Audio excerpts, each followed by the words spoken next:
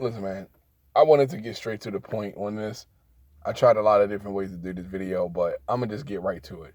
So, listen, Tom, this is serious. It's time for us to take shit serious.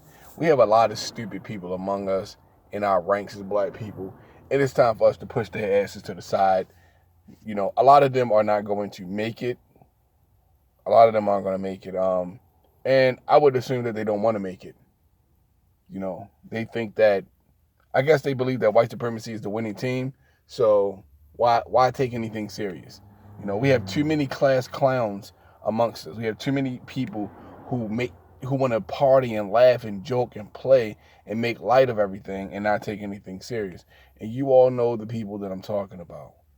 The dummies amongst us who, when hit with something difficult or complicated or something intellectual, you know, that goes so far above their head that they couldn't reach it if they had a fucking ladder, they make fun of it. They ridicule. Now they're clever enough to take the situation and manipulate it in a way that actually distracts everybody, pardon me, from the fact that they don't actually know this thing. So now everybody's laughing at the joke that this person made about this thing, have completely forgotten about what the actual topic was that this imbecile didn't know in the first place. And now the actual smart, rational person in the room is being ridiculed simply for being smart. And you all of you know what I'm talking about. All of you know what I'm talking about. We live in a country where when we're kids, we make fun of and beat up the smart people. When we're younger, we make fun of and beat up the smart people. And then when we're older, we're begging the smart people for a job. I mean, isn't that just amazing how that all works? But we have too many jokesters amongst our ranks. We have too many people who are not serious. Too many people who want to laugh and joke their life away, party and drink their life away. You know, we all have these people in our family. Some of you may be that person. Some of us may have been that person once before. It's time to get serious. These white supremacists aren't playing. They are coming for us.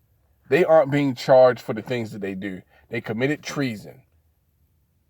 Now let me get to the real point of this video. White supremacy doesn't punish white supremacist treason. The American government doesn't punish white supremacist treason. It never has and it never will. The Confederate South, remember, they committed treason. And I made a video about this. They committed treason against America. These states formed their own government, united, seceded from the Union, and then went to war with the Union. This is treason, mind you. They committed treason. And the acts that those white supremacists committed about a month ago in D.C. and everywhere else in the country was also treason. It was treason, but it's not being treated that way. Remember, think about this for a second. White supremacist history likes to brag and boast about, you know, America winning the Union winning the Civil War and the Confederacy losing. But did the Confederacy really lose? Did they really lose? Or is the Confederacy that thing with which has been in the background the entire time? That's what it looks like to me. Because, I mean, you see white people all over the country touting Confederate flags everywhere you go. Confederate flag here, Confederate flag there. Liberal state, red state, doesn't matter. Doesn't matter. When they stormed and rioted in D.C., Capitol building, what were they waving amongst all the other different flags? A Confederate flag.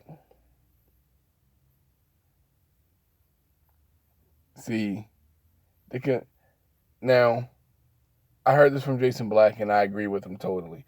I believe Professor Black Truth has said something similar.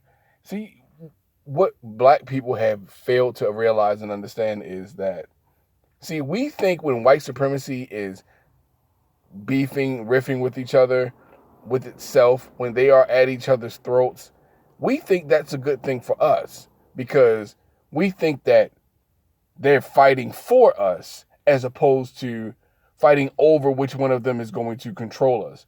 We don't look at this in the proper context. When white supremacy is fighting each other, we're looking at it like, oh, that's not our fight. You know what? Them fighting over which one of them is going to control us is our fight. That is our fight. Because the thing is, we don't want to be controlled by either one of you, by anyone. We should be taking this time to rally. See, we don't look at this in the proper context. See, after the Civil War, you realize America pretty much just said, hey, it's all forgiven. All's forgiven. No. It's all forgiven. Hey, let's give them back all the money that they lost on all the slaves that they had. Yeah, they got paid for every slave that they lost during the Civil War. Every single one of them. They got a reparations package. Pardon from prison and all sorts of things. Government pardons and stuff like that, or presidential pardons. It's ridiculous. And we see the same thing happening again with these terrorists getting misdemeanor charges for federal treasonous acts. So, who is the actual white supremacist here? Who's the bigger white supremacist? There's a stark contrast here. You have the Donald Trump white supremacists who stormed the Capitol. And then you have the, the Republican red state Confederacy white supremacists.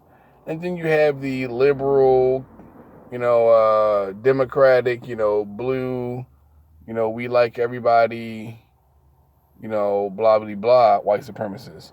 Joe Biden, who's smiling in your face and say a bunch of empty bullshit to you, and then turn right around and tell you, go fuck yourself.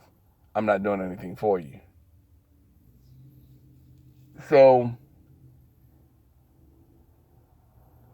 listen, man, we got to realize it's either go hard or go home. What are you really willing to do for black empowerment? For black freedom? What are you willing to do? Because, at the least, if we're not even willing to support our own economy, what in the fuck is the purpose of even existing? Because everybody else is trying to get rid of us. And without our own economy, we don't have a power base. We don't have politicians we can buy and put in our pocket. We don't have police departments we can buy and put in our pocket like everybody else does.